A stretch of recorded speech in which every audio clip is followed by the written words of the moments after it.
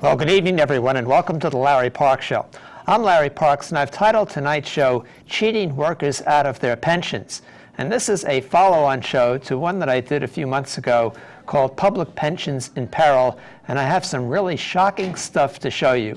The crazy thing about this business with pensions, with the money, is that in the 19th century, everybody knew about this, and everybody knew about the perils of paper money when it relates to savings. They had the experience of the French Revolution in their minds. They had the experience of the American revolutions in their minds.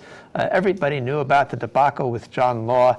And one of the senators, who was very big on this and made many speeches in this regard was Daniel Webster. And one of the things he said, let's have that. Good. So one of the things he said in a speech, I think it was in 1832, he said, of all the contrivances for cheating the laboring classes of mankind, none has been more effective than that which deludes them with paper money. Come back to me. So really what happened there was that everybody was being cheated with paper money except the bankers. The bankers are the one who were issuing the paper money. And the irony of it is that in 1832, when the labor movement started in America, one of the three key issues for labor was getting rid of the paper money. And it wasn't legal tender. It wasn't issued by the government. It was issued by banks. They're called banknotes, and just having gold and silver. The other two issues that got people to join labor unions in that period were things like the 10-hour workday and education for workers. So today, as you'll see in just a few moments, the municipals, companies, especially municipalities and states, they find themselves in an untenable position, and you'll see why in just a moment.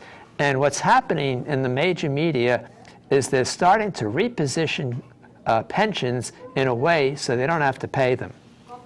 So, for example, and I have this, to pave the way to default on pensions, first, the perception of a pension must be changed in the public mind, and one of the major media that's starting to do this is the New York Times.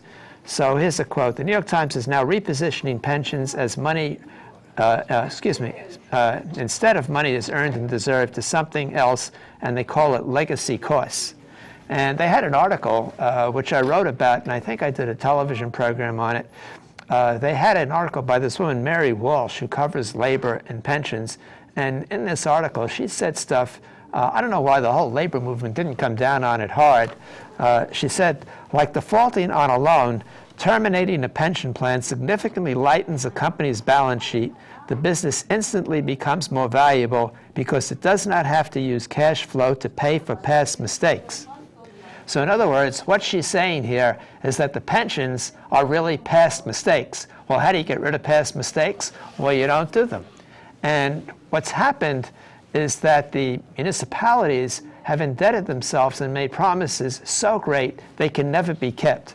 So today, state public pensions are underfunded to the tune of $3 trillion or more, and there's another roughly $500 billion, actually more than $500 billion, for city pensions. There's no way for these people to pay that kind of money. There's no way they can raise taxes enough. And one of the things that they've written up in the Wall Street Journal recently, and we're talking about peddling amounts of money compared to $3 trillion, they say by 2015, taxpayer contributions to the states, they're talking about New York State, major pension systems are projected to increase from $11.3 billion to $3.9 billion today. And if you think about it, the total state budget is something like, I don't know, $130, $140 billion. The city budget is something like $60 billion. And another $11 billion, that's a lot of money. However, what is that in the face of $3 trillion? And really what's happened also is that there's tremendous pressure in order to somehow get rid of these pensions. And in New York State and elsewhere, public sector workers take comfort from state constitutional provisions which provide, and this is a quote from Article 5, Section 7 of the New York State Constitution. It says, the benefits of a pension shall not be diminished or impaired. Well, that sounds pretty comforting. However, I'm going to show you in just a moment some shocking stuff that happened in Alabama. Even though you have these promises in the state constitution, if they don't pay, then you have a court battle. And that court battle can take years. And while those years are going by, the people are not getting paid. Now here's something that appeared in the Wall Street Journal on December 23rd about a city in Alabama. It's called Pritchard. It said, for cities and towns facing unsustainable pension costs, the end game may look something like Pritchard, Alabama. The functionally troubled suburb of Mobile turned to bankruptcy court in October 2009 when it simply ran out of money to pay its pension obligations, says the city's lawyer R. Scott Williams. Pritchard proposed capping benefits to current retirees, not future retirees, at about $200 a month, down from monthly payments as much as $3,000 a month. Can you imagine that? A fireman or a teacher or a policeman getting $3,000 a month, and then they come and they say, well, look, folks, we're out of money. We're going to give you $200 instead of $3,000. I mean, this is a catastrophe waiting to happen. Well, what's happened in recent years, and I'll show you more about this in just a few minutes, they've ballooned up borrowing on all of these states and municipalities to some incredible number. And today, according to the Department of Labor, state and local debt now sums to more than $2.8 trillion and increasing. I mean, this is just an incredible number, and there is no way for these folks at the state municipalities to pay back this money. And you'll see in just a few moments, I call this fraudulent debt. Now, one of the things that comes up is they say, well, look, we're going to cut down on spending. We're going to spend less. But the truth be known, that is just a fantasy.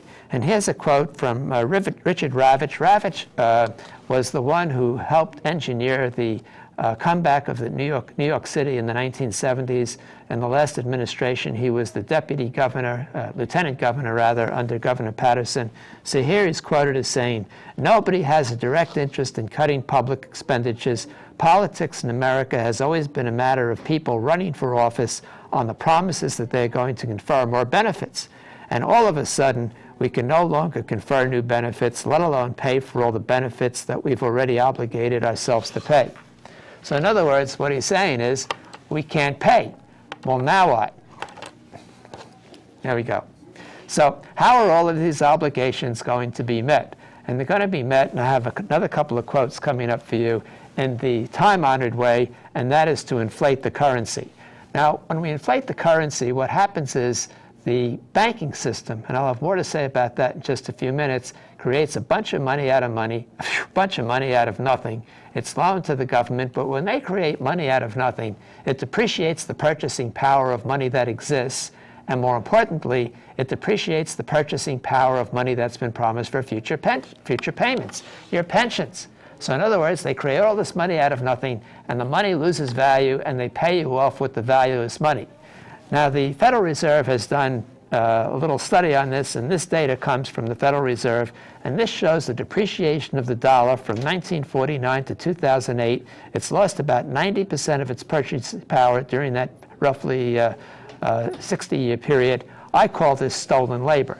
And the reason I call this stolen labor is because when people work and they save for later, and people have to save for later, it's part of the human condition. I mean, because there always comes a time when you can't work. How are you supposed to live when you can't work? And the answer is you draw down your savings. But the theory is that your savings are going to be able to buy the necessities that you need. But if your savings depreciate, how can you buy those things that you need? And the answer is you can't.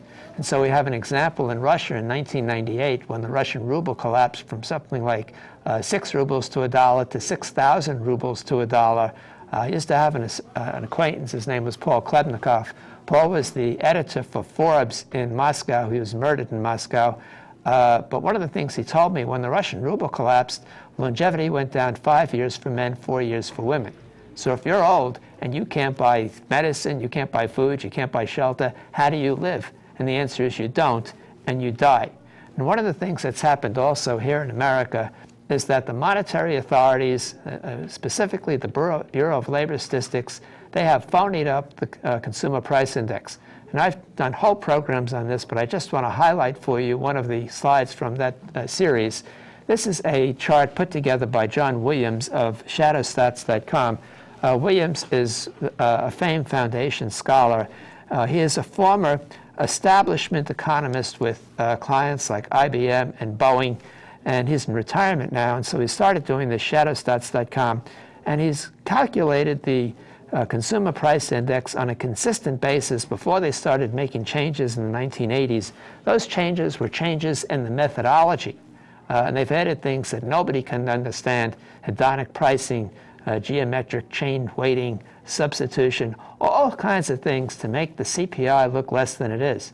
And so the bottom line in red, that's the CPI that the government is telling us is the CPI. The blue line at the top, that's the CPI calculated on a consistent basis. So all through roughly the mid-1980s up until just recently, inflation's running like 10, 12%, and the government's telling you